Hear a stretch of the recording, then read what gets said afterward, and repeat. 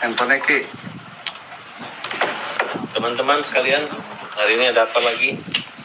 Bang, ini tadi pagi Tenopi beserta Densu.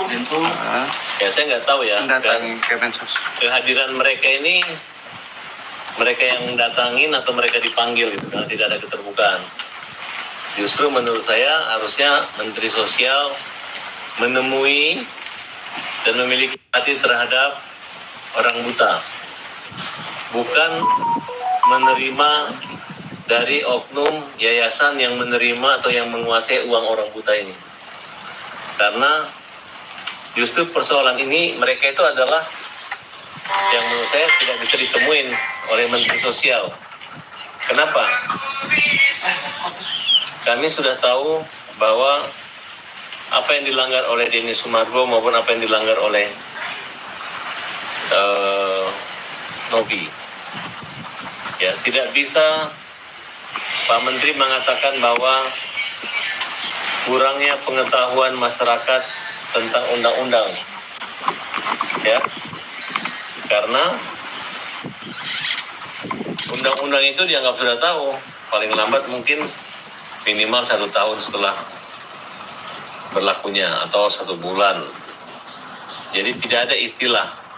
Kalau memang Denny Sumargo salah karena tidak minta izin melakukan penggalangan dana, kalau memang Novi salah silakan hukum aja Pak. Ya, karena Agus ini juga yang tidak tahu apa-apa yang didatangin mereka, dikasih uang, kemudian diobok-obok seperti ini juga, dan diambilkan, dipermalukan, dibully, dibiarkan. Belum habis penderitaan sakit fisiknya pun jalan dan terasa sampai sekarang. Ya, jadi kami agak protes. Kenapa Menteri menerima secara bersamaan baik Denny Sumargo, Novi, dan orang-orang yang kita laporkan di situ. Harusnya Agus saja waktu itu cuma diterima sama direkturnya, direktur yang tidak komunikatif, yang tadi saya lihat ada nongol direkturnya gitu. Ya, ada apa? Dan anehnya kok Pak Menteri langsung merubah kalimatnya seolah-olah memuji Densu gitu. Padahal jelas-jelas bagi kami Densu ini adalah orang yang berubah-ubah dan membuat suasana semakin memanas. Karena dia menyatakan uang itu akan dibagi-bagikan untuk bencana alam dan lain sebagainya. Nah, ya kenapa nggak diserahkan aja uangnya sekalian di situ, buat apa di tangan mereka juga gitu.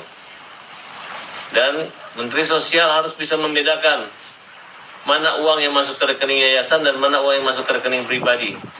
Saat ini 1,3 miliar uang itu adalah masuk ke rekening pribadi dan ditakut-takutinlah si Agus ini, sehingga sekarang digunakan uang itu tidak bisa. Uang itu ada di tangan Yayasan Novi. Nah, sampai pengacara daripada Novi mundur karena tujuannya itu berbeda. Jadi kita melihat ini adalah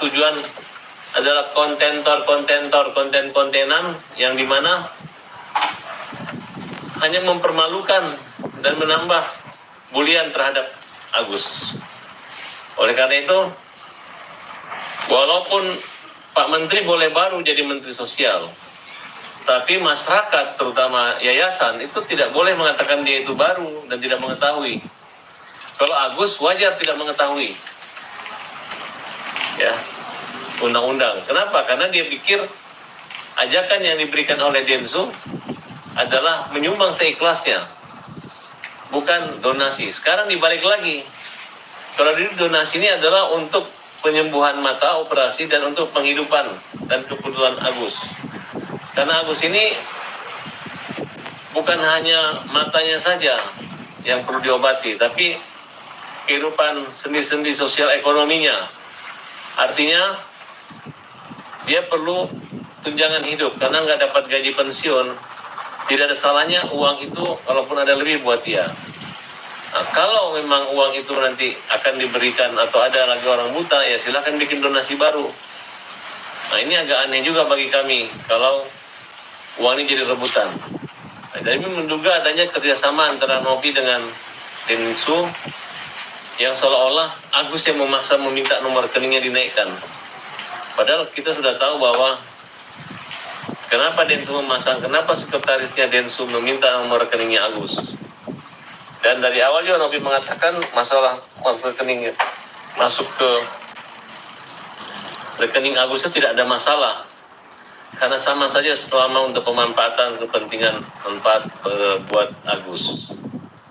Tapi belakangan karena didukung netizen dia mengejek-ngejek, selalu merasa saya menjaga kepercayaan, melindungi. Bahkan Pablo pun disuruh jadi pengacara donatur. Jadi nggak ada habis-habisnya. Jadi kita anggap ini adalah konspirasi jahat yang hanya untuk memperolok-olok. Padahal mereka itu kalau ditanya logika hukumnya nggak ada. Logika hukum mereka itu kayak main-main. Jadi uang sumbangan dianggapnya uang titipan. Uang titipan yang bisa diambil kembali. Kemudian uang ini diwakili oleh dia melalui polling, digugat gitu. Untuk dialihkan dalam hal yang lain, itu kan buang-buang waktu. Itu boleh saya katakan adalah kayak orang yang tidak ada kerjaan. Kayak mencari-cari kerjaan. Dan itu sangat dilarang dalam kode etik pengacara. Itu yang harus dilaporkan. Nah, saya bingung mereka itu ke organisasi advokat mana. Makanya kan kalau mau bertempur dengan Farhad, tunjukin organisasi advokat lu yang mana. Organisasi advokat kayak kita Peradi itu apa? Dan mereka tuh terlalu berani melaporkan saya. Alasannya apa? Alasannya nggak mau pidanai, nggak mau unsur katanya. Unsurnya apa? Etik apa? Paling diketawain sama organisasi advokat. Orang belum mulai beracara, tiba-tiba mereka main lapor-laporkan, ya kan? Kecuali saya ini menipu Agus, saya ini melantarkan Agus. Justru saya lah berjuang prodeo, membantu Agus gitu. Nah, jadi itu akan menjadi catatan penting kita. Kalau pengacara itu tidak bisa membuktikan bahwa saya melanggar hukum di situ, dia tak. Saya bikin dia guling-guling sampai KO, ya, sampai dia kapok. Gitu. Ya biar se-Indonesia melihat kebodohannya, bahwa main lapor-lapor nggak sembarang lapor gitu. Saya aja membuat laporan buat Agus itu perlu somasi, perlu apa, ini nggak ada. Ya. Nah oleh karena itu, pengacara pembela kaum lemah, Farhad Abbas bersama dengan kawan-kawan menyatakan protes dan segera menindak saja, nggak usah dimain-mainin gitu. Karena permasalahan ini juga kami sudah arahkan ke hukum gitu, dan minta Kementerian Sosial untuk berpihak pada orang yang lemah, bukan kepada orang-orang yang mencari uang dengan open donasi. Ya saya nggak tahu kan, yang jelas untuk kepentingan organisasi atau yayasannya. Peran Departemen Sosial adalah peran Departemen Sosial. Nggak usah lagi Departemen Sosial merasa bahwa ada Densu yang bisa, yang bagus seperti ini, nggak. Sesuai dengan ketentuan pasal 34 Undang-Undang Dasar 45. Fakir miskin dan anak-anak terlantar dipelihara oleh negara, ya kan?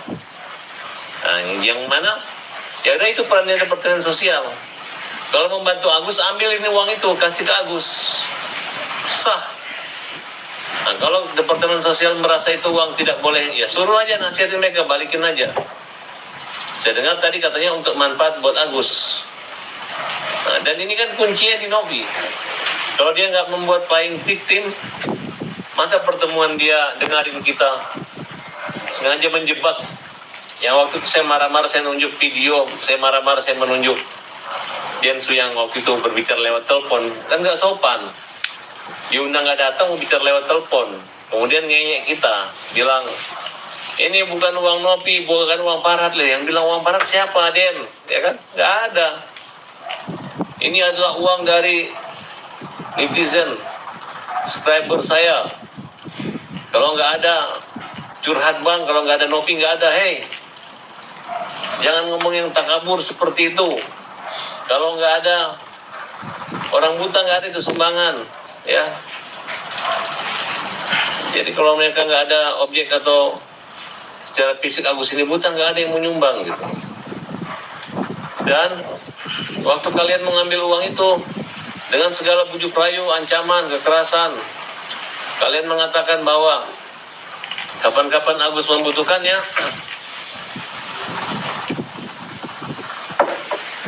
siap. Sampai sekarang nggak ada. Hanya sampai judul lagunya kapan-kapan kita berjumpa lagi, mungkin besok atau di lain hari. Itu aja nyanyi lagunya. Tapi uangnya nggak tahu kemana-mana.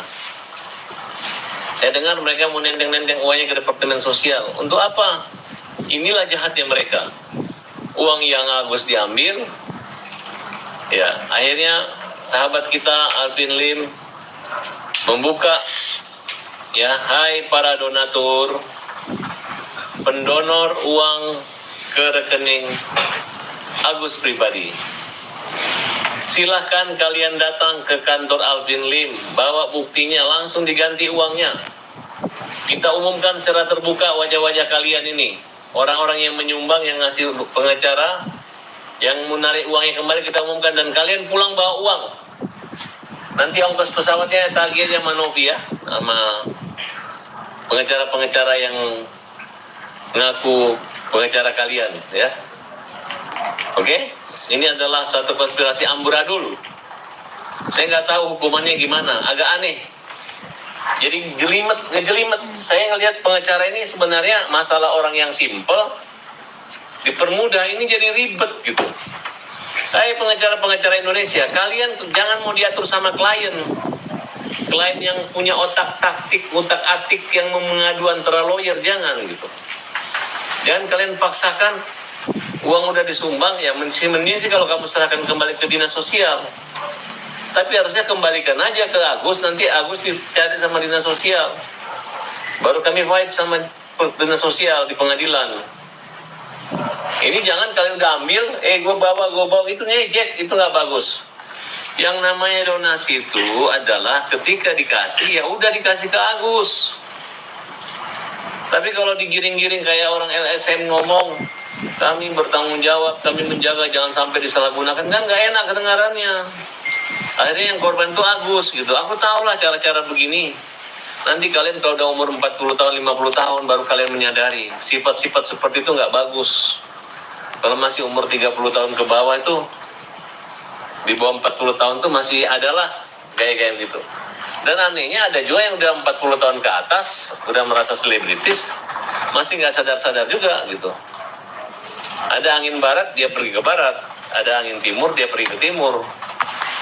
Jadi apa ngomong gini, yang penting panjang gitu. Yang penting lawan Barat Abbas. Gaspol lawan Barat Abbas. Gitu. Padahal dia tidak mengerti. Kayak tokoh-tokoh kayak Kamarudin Simanjuntak ya. Kamarudin Simanjuntak ya. Kemudian Otman Baris.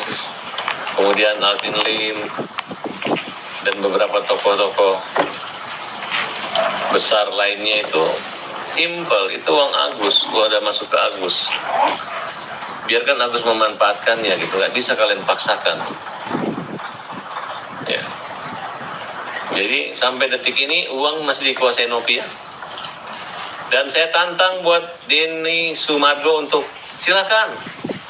Buktikan kalau Denny Sumargo itu jagoan dan bisa membagi-bagikan uang itu. Dialihkan, karena itu uang milikmu kan, kamu bilang milik netizenmu kan. Silakan. Buktikan, lawan saya dengan cara bagi-bagi uang itu. Kita buktikan. Buktikan kehebatanmu dan kekuasaanmu untuk menggunakan uang Agus untuk dibagi-bagikan. Terus nanti kalau orang minta ganti, lo yang ganti, buktikan. Jangan asal ngomong doang. Ya. Hari ini saya ingin bertanya, kenapa kalian rame-rame ketemu Menteri Sosial? Kenapa? Ada apa? Kalian ini dipanggil, diundang, diperiksa atau di apa? Atau mengadu, terus apa hasilnya? Yang kami nampak ini adalah kalian ini adalah bersatu untuk melawan orang buta dan melawan pembela kaum lemah Farhad Abbas dan kawan-kawan. Dan sampai sekarang saya katakan saya tidak gentar. Tanpa perlu saya memukul dada saya sampai berbunyi atau menginjak tanah sampai berbunyi. Dengan segala kerendahan hati, kami adalah pembela kaum yang lemah, bersama berdiri, maju, bertahan. Kalau perlu menyerang, kami siap untuk melawan kebatilan, melawan kezaliman. Dan kami adalah orang yang anti terhadap para selebritis, para orang-orang terkenal, orang besar yang mengecilkan orang-orang kecil. Ya, jadi para dapat tidak akan mundur. Semua solusi permasalahan ini ada. Apabila donatur merasa uangnya harus dikembalikan, silahkan. Dan tolong donatur-donatur itu pakai otaknya, jangan pakai ototnya. Bagaimana kalian mau menguasakan satu orang menggugat di Jakarta di pengadilan mana? Kalian memberi ada beda, berarti kalian harus sidang di seluruh pengadilan Indonesia untuk menggugat Agus. Jangankan 8.000 orang yang menggugat Agus, 10 orang aja udah. Bukannya kalian membantu Agus, kalian malah menyiksa. Kalian mempersulit, mungkin ingin membunuh Agus namanya, ya kan? Nah, saya nggak tahu ini agama apa nih yang donatur punya, tapi saya yakin bahwa donatur ini juga nggak seperti yang sejahat yang dibayangkan oleh pengacara-pengacara yang ngaku-ngaku telah mendapat kuasa dari polling apa segala. Nggak begitu. Mungkin kalau dipanas-panasi, uangnya Agus loh, orang marah, paling jawabnya dikembalikan saja. Tapi itu digiring oleh siapa? Oleh orang yang loyal NOP, digiring disuruh masuk jadi pengacara donatur.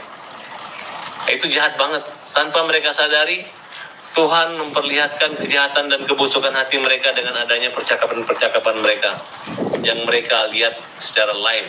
Itu yang saya lihat. Waduh, ini sangat kelewatan sekali. Orang yang mempekerjakan dirinya di bidang kemanusiaan tapi sangat tidak manusiawi. Nah, jadi teman-teman, hari ini saya protes. Apalagi Menteri Sosial mau konferensi pers bersama gitu. Menteri Sosial itu harusnya konferensi pers sama orang buta. Datangin rumahnya kalau perlu Pak Menteri. Bapak lihat di sana. Kalau mereka itu pakai tas mahal, pakai mobil mewah, gagah-gagah, kaya-kaya, tapi meminta-minta kayak pengemis.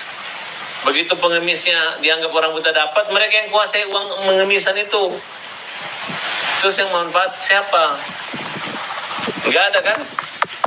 Nah, jadi tolonglah. Saya minta sekali lagi Pak Presiden tolong bantu Agus. Wakil Presiden tolong bantu Agus. Kalau perlu Wakil Presiden atau Presiden datangin rumahnya Agus. Kayak presiden-presiden di luar negeri. Didatangin rumah orang miskin. Nggak ada sekat. Gitu.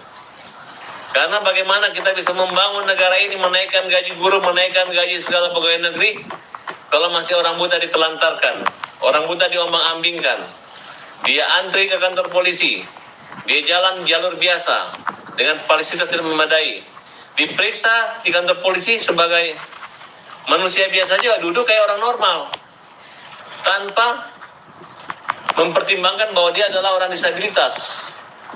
Di rumah sakit juga antri, karena rumah sakitnya buta semua orang. Nah, dan kepedulian pemerintah sama orang buta saat ini masih kurang. Ya, padahal menurut saya kalau Pak Menteri foto dengan Agus, mungkin wartawannya lebih banyak lagi di berita luar negeri. Betul nggak? Ya? Nah, kalau sama mereka paling yang TikTok aja yang masukin. Bahkan dilarang wartawan. Karena haknya juga, hak penyiarannya hanya maunya ke podcastnya Oktum, kontentor di situ, gitu. Bang, Pak Menteri Sosial kan mau ngajak Agus ketemu dan bicara hati ke hati. Nah, mungkin gimana dari Bang Farhad akan memenuhi? Ya itu yang saya tuntut gitu. Kalau dengan Agus bertemu harus dari hati ke hati. Tapi kalau ketemu dengan yang menguasai uang Agus, bukan dari hati ke hati, harus hati-hati. Karena nanti dicerit masyarakat netizen bilang dia didukung lagi gitu. Nanti yang ada dianggap menteri mendukung uangnya Agus dikembalikan ke mana-mana, kan jadi begitu jadinya. Makanya harusnya Agus dulu yang ditemuin. Karena kan Pak Menteri tahu bahwa Agus ini kita dilaporin. Dan sampai saat ini khususnya di Direktur PPSD ya, itu nggak kooperatif untuk menghadapi kita. Karena saya teleponnya Pak Laude Agus itu nggak diangkat-angkat dan nggak kabari lagi kita. Oh ternyata dia mengatur pertemuan antara orang-orang yang bermasalah dengan orang buta ini. Gitu. Ada nongol tadi wajahnya Pak Laude Taufik. Nah, jadi menurut saya, dan saya sampaikan ke dia, saya nggak akan minta tolong lagi sama Pak Laude Topik. Bapak, tangkap aja Densu, tangkap aja Novi, sita aja uangnya. Nanti kita fight, kita lihat uang itu punya siapa. Dan donatur sudah kita selesaikan bahwa mau diganti, sudah ada teman kita menyimpan uang 1,5 miliar. Jadi nggak perlu lagi ada pengacara-pengacara donatur. Kecuali donatur mau cari gara-gara, mau juga cari aksi untuk mempersulit Agus. Jadi tolong dipisahkan, yang mau ambil uang silakan ke kantor Alvin Lim. Jadi kalian nggak mengganggu pengobatan Agus. Paham kan kira-kira? Bang, pengacara Brian kemarin bilang duitnya itu masih utuh bang sama Ini bukan masalah duit utuh. Nah, tapi bang, artinya nama itu dikhususkan nggak bakal dibalikin kemana-mana khusus untuk Agus. Nah, abang masih khawatir ya bang? Oh itu bohong, itu bohong. Itu Brian bang yang ngomong bang. Iya dia kalau di muka TV begitu, kalau ketemu kita kemarin sampai pengacaranya mundur itu bohong. Enggak ada, draftnya itu berat banget yang dibuat draftnya. Draftnya itu harus ada izin Mensos, harus ada koordinasi, harus apa ini. Kalau mau habis uang 5 juta pakai uang pribadi dulu, baru dirembes. Ribet. Itu pun kita okein. Untung nggak jadi. Nggak tahu juga kenapa ini ribet banget. Saya pikir daripada nanti keluar batal, nanti saya jelek, ya terima aja lah. Kalau perlu, kalau dia mau keluarkan uangnya setetes seperti air, setetes sampai 100 tahun, ya silakan aja, nggak apa-apa deh. Nah, ini dikesimpulkan oleh Denny Sumargo, orang itu akan menerima 7 turunan, menerima manfaat, dan akan, saya tanya, gak usah lagi minta donasi, biar aja katanya. Berarti kan dia punya kepentingan minta donasi untuk orang buta. Jadi kesalahan Novi ini saya catat ya, yang dari Dinas Sosial, Laude Topik. Pertama, yayasan izinnya untuk donasi nggak ada. Kedua, yayasan itu bukan yayasan orang buta, tapi ODGJ. Itu nggak boleh. Nah, kemudian minta sumbangan bukan di satu kota, tapi antar kota dan menyeluruh Indonesia. Ancamannya 3 bulan kurungan dan atau denda 500 juta. Nah, jadi kalau Gary ngomong seperti itu, hari ini Gary kita laporkan. Gary dilaporkan. Karena setelah kita teliti, proses pemindahan uang, transfer yang awalnya mutasi itu dibujuk rayu dan dirayu-rayu dan pokoknya dalam tekanan Gary. Ya, Gary dilaporin ya? Iya, kita laporin. Kemudian akun faktual juga kita laporin terkait dengan ada yang mengatakan bahwa Farhad Abbas melaporkan donatur yang ada keguguran. Sudah dicek ke pengacara itu nggak ada surat itu. Jadi mereka ini adalah orang-orang yang berbondong-bondong dan berbodong-bodong. Berbondong-bodong rame-rame, walaupun yang bodong pun dia percaya. Bayangkan akun fiktif, akun hoax saja masih mampu mereka. Ayo jelekin Farhad Abbas. Faktual, gak usah kamu bawa-bawa suku ya. Kau kita hajar secara hukum. Hajar, hukum jamin rakyat. Apalagi? Terkait tadi pertemuan di Kemensos, Bapak Menteri bilang kalau ini ada kemungkinan ada potensi ranah ke pidana jika dari donatur menuntut, jadi donatur itu ngasih dengan niat pengobatan, tapi uangnya dipakai untuk hal lain, itu bisa dipidana. Silakan pidana. Kalau Pak Menteri Sosial mau pidanakan Agus, laporin aja Agus sekalian. Kalau misalnya Nopi salah itu, laporin sekalian. Kalau Densu salah juga, laporin, pidanakan. Kalau Menteri Sosial mau pidanakan, silakan.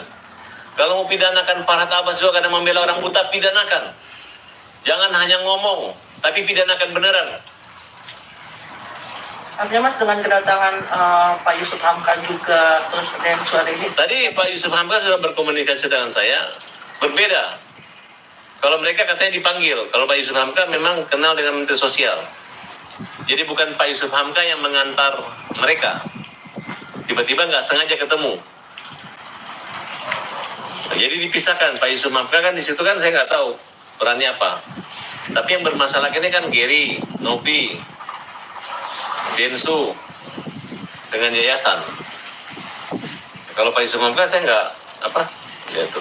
Artinya Pak Yusuf Hamka di sini bukannya. Ya, saya udah komunikasi, ternyata Densu ini bukan anaknya Yusuf Hamka. Densu ini bukan anaknya Pak Kiai atau istrinya, bukan. Hanya memang istrinya Densu itu adalah bersahabat dengan anaknya Pak Yusuf Hamka, bersahabat aja. Nah, dia aja menafsirkan diri bahwa itu adalah anak angkat.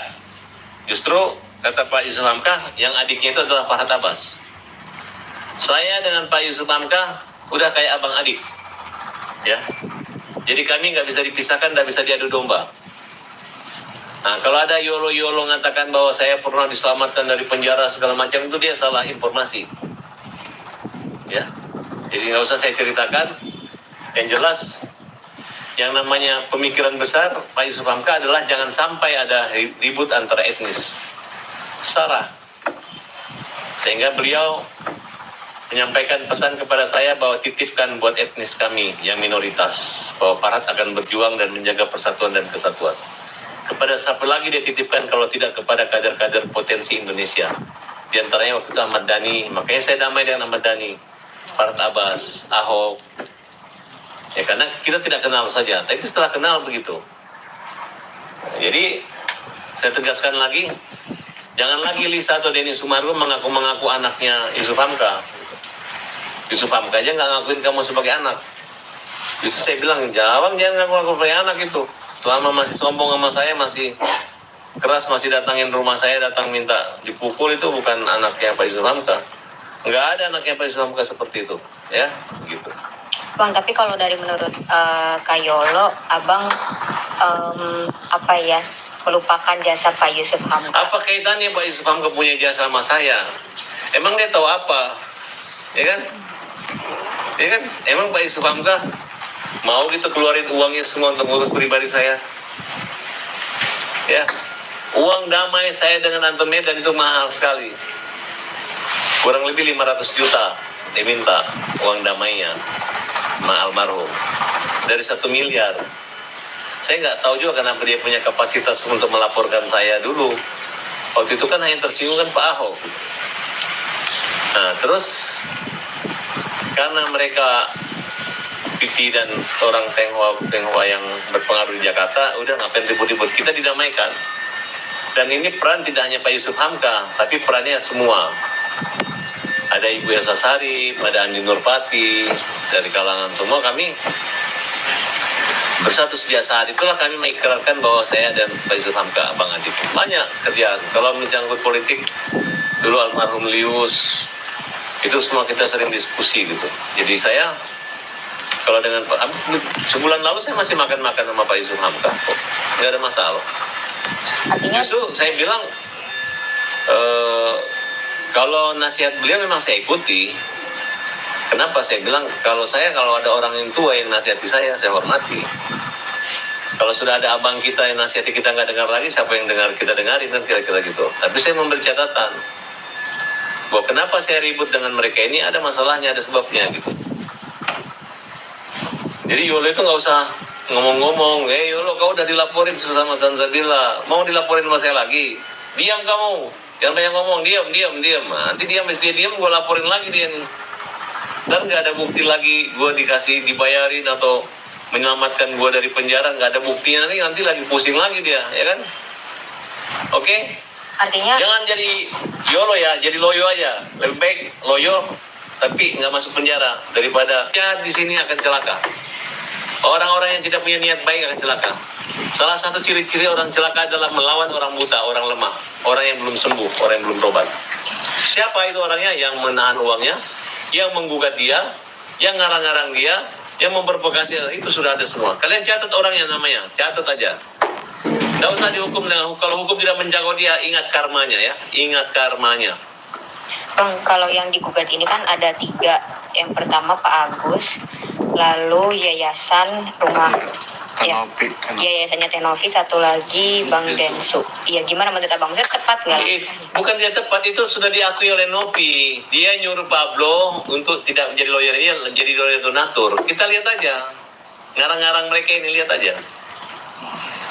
Kalau sudah kurang kerjaan, ya, agak aneh nih, agak aneh gitu. Itu kita lihat aja. Cukup ini gugatan ini kita kasih lawyer-lawyer yang baru 1 bulan dilantik jadi lawyer. Gak usah Farhad Abbas turun, betul nggak? Kau aja nggak mau turun ya? Gak mau turun lah. Ngapain? Katanya gak jelas. Gugatannya kabur begitu. Gitu. Oke?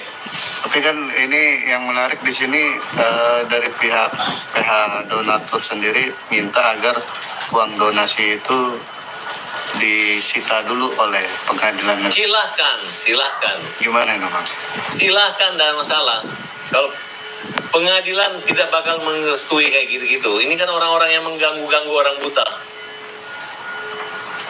Silahkan. Tapi abang sendiri setuju nggak sih? Artinya biar ketahuan nih dananya Iya, dengan lengkap. ada gitu. Dan nggak kemana-mana gitu. Kan memang dia bilang ada, makanya datang lawyer. Cuma yang masalahnya pada tanda tangan dia tidak menandatangani. Kalau dana ini berkurang akan dilaporin nggak Bang? Kan ada mutasinya. Oh, udah. Kalau dana ini kan jelas ini kan dana dari rekening Agus. Yang kita mau laporin itu yang dana yang masuk ke rekening Nopi yang tanpa izin itu, di auditnya kan di situ. Kalau ini mah gampang itu. Bang Agus ini kan jadi tergugat ya. Apakah nanti akan menemani ketika ada panggilan? Agus nggak perlu datang. Nanti kasih lawyer-lawyer yang baru, lawyer magang kalau perlu. Kenapa Bang? Karena yang kita hadapi ini lawyer-lawyer yang biasa-biasa aja. Lawyer nggak paham hukum. Yang nggak ngerti hukum mereka ini, ya. Tapi biasanya kan pemanggilan Aduh, kamu. lapor itu Emang sekarang kalau petinjunya masih, dia bilang wajib hadir. ya wajib hadir kan itu hak saya nanti. Saya kasih lawyer yang baru-baru aja kan. Kalau perlu saya carikan lawyer-lawyer yang nggak pernah ngomong, yang diem-diem aja, kasih aja itu biar dia mabuk menghadapinya kan, betul nggak? Kalau mah kita kan cerewet nanti. Kalau kita kan lawyer yang berotak, bukan yang berotot. Artinya Bang akan kejar ketika Bang yang dilaporin kode etik itu Bang. Kode etik di... Oh, dikejar. Itu udah diem-diem, dia nggak ngapa-ngapain dia tuh. Nanti dia malu tuh ditanya sama Pradi kalau dipanggil dia. Itu pun kalau dipanggil, kalau enggak ya udah lewat berlalu. Dia tanya nanti apakah saya dipanggil, apakah itu memenuhi syarat untuk melaporkan saya, ya. Tahu diri lalu dari mana, organisasi mana lu mengatur gue, gitu kan? Kecuali udah sidang, ini kan baru tiktokan gitu baru. Banyak masyarakat yang komplain, masyarakatnya kan basar-basar kalian semua di situ. Yang nggak suka aparat, apa salahnya membela orang buta? Uang yang jelas diambil sama orang, salahnya kita di mana? Kalau masalah Densu kan biasanya dia bilang tai. Tiba-tiba dia mau datang, udah bilang tai mau hajar kita. Minta Sherlock kayak kita Sherlock. Tiba-tiba dia bilang, kamu hajar saya. Hajar tuh apa? Hukum jamin rakyat. Dia pulang. Habis di luar ngomong, mana pedangmu segala macam seperti itu. Saya melihat gambaran ya. Mereka ini ketakutan banget. Makanya gelisah gitu. Jadi sebelum didatangin, dipanggil, diperiksa atau ditangkap sama dinas sosial, makanya mereka datang gitu. Ya sudah syukurlah kalau misalnya nggak sengaja ketemu. Justru kalau dia sengaja membawa Pak Yusuf Hamka, berarti dia takut banget sama kementerian gitu. Kebetulan kan Pak Yusuf Hamka kan adalah bendahara kalau nggak salah di NU. Nah, sekjen NU kan Pak Menteri Pak Saifullah Yusuf. Kemudian mulai Pak Menteri, Pak Wakil Menteri, dan semua yang ada di situ adalah senior-senior saya semua mereka. Dan saya rasa sih mereka tahu lah kalau ada Farhad Abbas di situ, nggak mungkin Farhad Abbas aneh-aneh gitu. Ya, kita bukan maling kok. Justru kita mau mencari siapa malingnya kan kira-kira gitu. Dan ketika ditanya ada celah hukum dengan Densu dengan Nopi, aduh senang banget saya. Jadi kok nggak usah repot-repot, silakan proses. Ya kan? Bang, banyak yang komentar klarifikasi sedikit Bang terkait Abang melebarkan kasus ini mau menutup kasus yang UMKM Bang. Sudah kan? Lu panggil itu India, panggil istrinya gitu. Kenapa lu laporin di kepolisian? Ya. Terus lu ngomong-ngomong kayak begitu, ngaku uang pribadi. Kan udah dia katakan bahwa itu adalah uang penjualan slot iklan. Kan sama aja nipu orang gitu. Dan orang itu panggil dulu.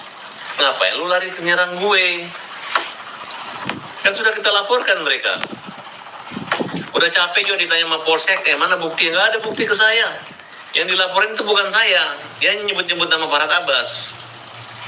Nah, silakanlah Densu, Nopi, seluruh pengacara yang itu lumayan bagus, lu bela aja sana. Nanti lu minta buktinya. Tinggal gugat kan.